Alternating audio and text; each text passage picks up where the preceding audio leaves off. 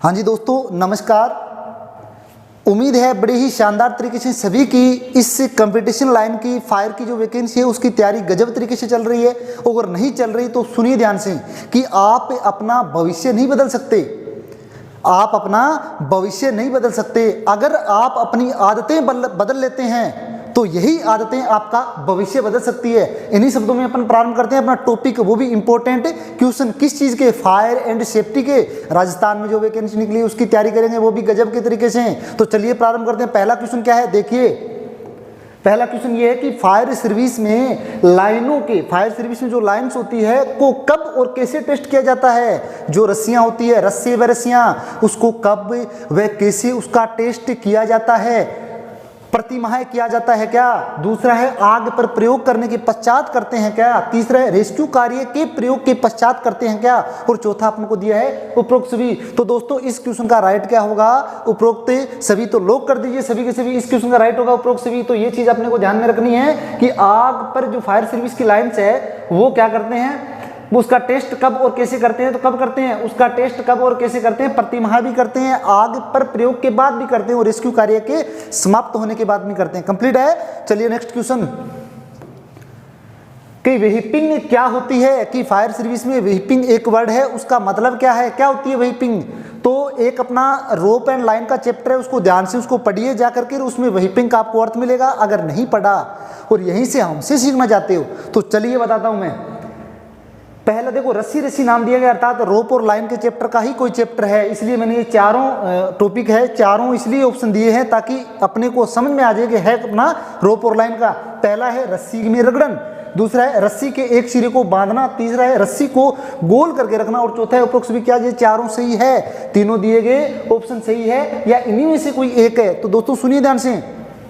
Vaping क्या होती है? वेपिंग होती है जो रोप होती है, रोप और लाइन, रस्से और रस्सियां। रस्से में जो स्ट्रैंड बने होते हैं, ठीक है, यानी यार्न के द्वारा स्ट्रैंड तैयार होता है। स्ट्रैंड को गूंथ करके एक रोप तैयार की जाती है और उसका अंतिम सिरा खुले न, इसलिए वहां पर दूसरी लाइंस के सहायता से उसको बांध दिया जाता है ताकि उसके दिए गए उसको, यानी उसको गूंथने के बाद में वो खुले न। कहां से? टॉप से, यानी उसके सिरे से वह खुले नहीं, अर्थात उसको क्या बोलते हैं? व्हीपिंग। रस्सी के एक सिरे को बांधना ही क्या कहलाता है? व्हीपिंग। कंप्लीट है। चलिए देख लीजिए इमेज के माध्यम से। यानी जो रस्सी है अपने पास में रोप है, अलग अलग यार्न, अलग अलग स्ट्रैंड के द्वारा ये रोप तैयार हुई है। इसमें देखो यहां पर इसको कस दिया जाता है, बांध दिया जाता है किसी लाइंस के द्वारा। इसी को क्या कहते हैं? इसी को क्या कहते हैं? व्हीपिंग। कंप्लीट है ना। चलिए नेक्स्ट क्वेश्चन इसी तरीके से अपन क्वेश्चन करेंगे।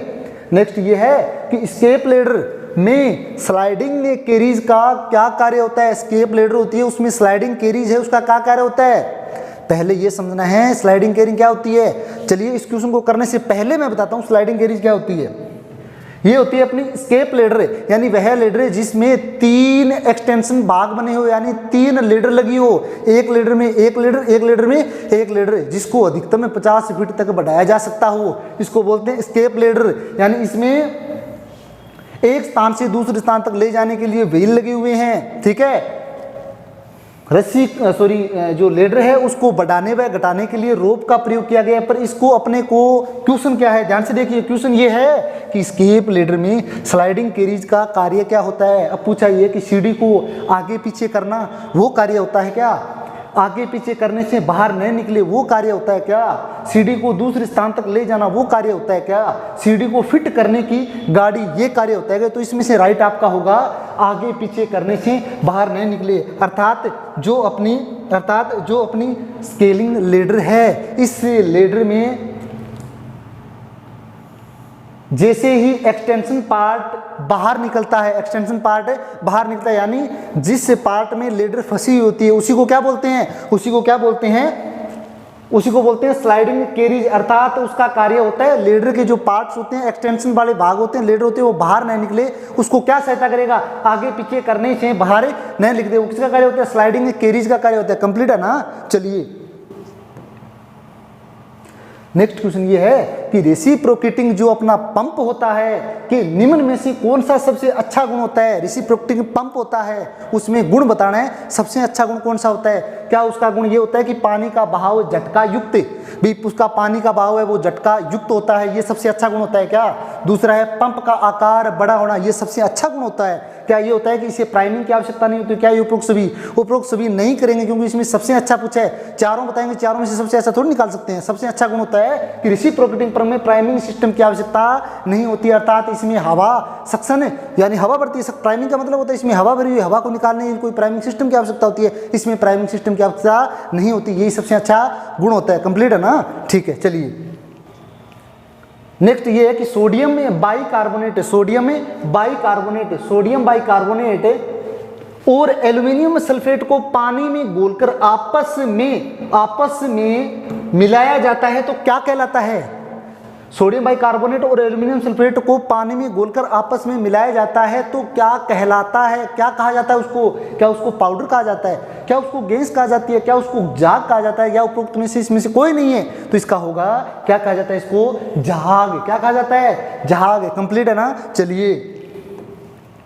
चलिए रासायनिक कंपाउंड को होज लाइन में प्रविष्ट कराने के लिए निम्न में से किस मशीन का प्रयोग करते हैं। भाई कोई होज लाइन है, उसमें कंपाउंड बोलते हैं झाग बनाने वाले लिक्विड को, केमिकल को, रसायन को जो पानी के साथ मिलेगा और मिलाने के बाद में वो मिक्स करेगा, मिक्स करके आगे ब्रांच तक भेजेगा और वहाँ क्या निकलेगा, आगे झाग निकलेगा।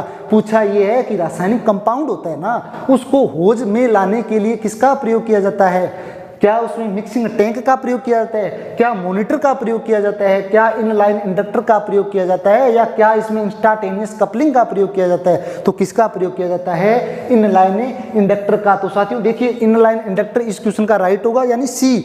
सबसे पहले इनलाइन इंडक्टर देख लेते हैं। ये होता है इनलाइन इंडक्टर जिसमें एक साइड में मेल कपलिंग, इसको बोलते हैं मेल कपलिंग, इसको क्या बोलेंगे मेल, इसको बोलेंगे फीमेल कपलिंग। क्या बोलेंगे इसको, फीमेल कपलिंग। ये होता है इनलाइन इंडक्टर जिसका कार्य होता है फॉर्म कंपाउंड को होज के साथ फॉर्म कंपाउंड को होज तक प्रविष्ट कराना या होज तक फॉर्म कंपाउंड को भेजना। किसके द्वारा, पिकअप ट्यूब। ये ट्यूब लगी है ना, इसको साथियों पिकअप ट्यूब बोलते हैं। क्या बोलते हैं, पिकअप ट्यूब। कंप्लीट है ना। तो ये होती है, डायग्राम देख लिया ना, समझ में प्रॉपर्ली आएगा, बिल्कुल फिक्र करने की जरूरत नहीं है। इसी प्रकार से अपन पढ़ेंगे।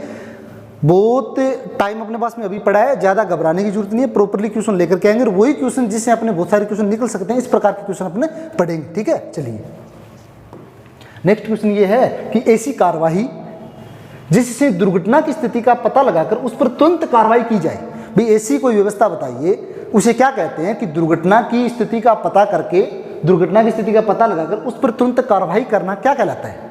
क्या वह टोपोग्राफी होता है, क्या वह सर्वेक्षण होता है, क्या वह रजिस्टर में एंट्री करना कहलाता है क्या, और क्या वह वार्तालाप कहलाती है। तो साथियों इस क्वेश्चन का चारों ऑप्शनों में से अपने को राइट अच्छे वाला निकालना है जो इसका क्या हो, प्रॉपर इस पे जचे। तो कौन सा निकालेंगे इसमें से निकालेंगे सर्वेक्षण। अर्थात सर्वेक्षण ऐसी कार्रवाई होती है जिसमें दुर्घटना की स्थिति का पता लगाकर उस पर तुरंत कार्रवाई की जाती है। सर्वेक्षण, डिटेल सर्वेक्षण।